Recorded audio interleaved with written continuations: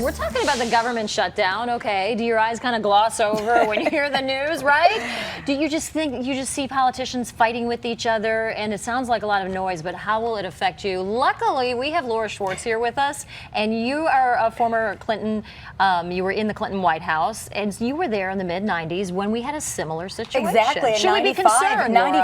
95, President Clinton made the choice to shut down the government because the House couldn't come to a vote on the budget agreement. He put forward what he wanted. Senator Dole agreed with him, but Newt Gingrich wouldn't. So President Clinton took a big risk and said, all right, well, I'm not going to come anymore because I truly feel what you're going to do is hurt the American people.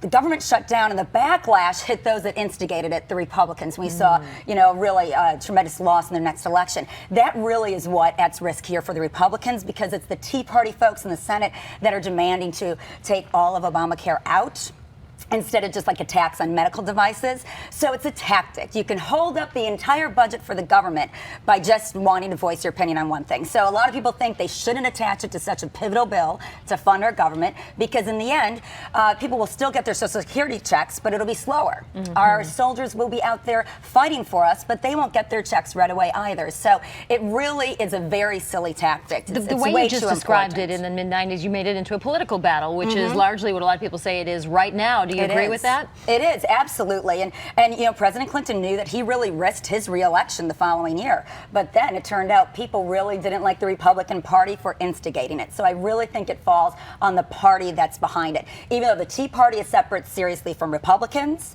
the Republicans have their hands tied. And John Boehner in his house is going to have to make a tough decision come Monday. I also think, though, that it's just American consumers. We heard so much about the sequester, and then it really didn't have a noticeable impact. So you listen to this and you wonder, is this, should we really care about this? That's such a good point, because we just went through this big sequester last New Year's that was enacted in March, and until the air traffic controllers had to take time off, nobody really thought about it. Yeah, we'll have to wait till it affects all of us. I think they should just get along and make something happen. Wouldn't that be nice? All right, Qatar Airlines is under fire, and when you hear what they're doing, you'll see why that is. Okay, listen to this policy that they have put into place.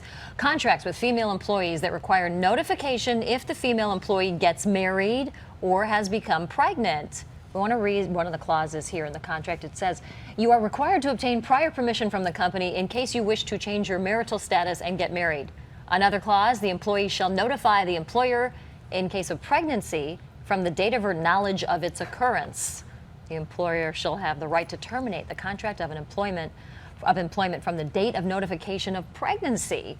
Boy, are things different in Qatar than here. I mean, an American company could never get away with these kinds of things. And women only got to write the vote. It's actually pronounced Qatar. Oh, it is Qatar. Yes. Okay. But women only got the right to vote in 1999. So you do get the sense that they're maybe 50 or 100 years behind the rest of the way we see women. Even though they live in the same millennium we do, right? Yeah, but right? When I listen to something like this, I think that it could be my choice as a consumer not to buy tickets on that airline and not to travel to that country if I don't agree with their laws. I don't necessarily think that we need to be going over there and enforcing the way the female labor force is treated. Well, the good thing is it's not American women or an American organization going over there to do this. This is the International Trade Federation for Airline Employees. They're meeting in Canada. It's an international operation. The UN Special Envoy on Immigration is getting involved. So it really isn't just like an American issue of us saying you've got to unionize and let them unionize.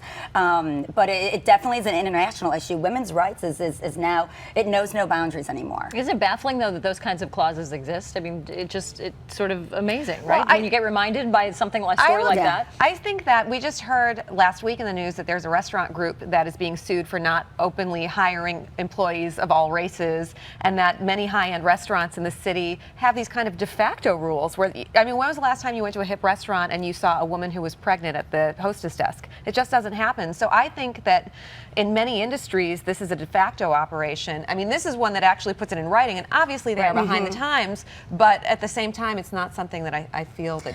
Well, and it's interesting because there's other airlines handle it differently. At American Airlines, a woman is able to continue working until she's 26 weeks pregnant, as long as the doctor allows her to. So you can be pregnant on the job, but then after that, they do feel like it could be a risk to the mother. So we also want to talk about this story, another shocking story, I guess I could say. A columnist for The Guardian is making some statements about sexual harassment. Vanessa James, listen to what she says. She says women are partially to blame for any sexual harassment they might experience in the workplace. And she advised that women should consider not reporting it. If they do report it, it should be a last resort. James says the responsibility falls on women to set boundaries for what's appropriate. She writes, to progress fully in a career, ability is only part of it. You have to be liked and trusted by your colleagues. A woman who has raised a grievance or complaint, however justified, will no doubt feel vulnerable in the long term because of it. She also says if you do not define your own boundaries, then you cannot expect others to be able to either. Does she work for Qatar? Right. You just wonder. It's like, come on. I don't. Well, but I also think, I know women are going to, I'm very pro-woman, but today I guess I'm taking the opposing views. But I have been in circumstances, especially when I was younger, where I was harassed in the workplace.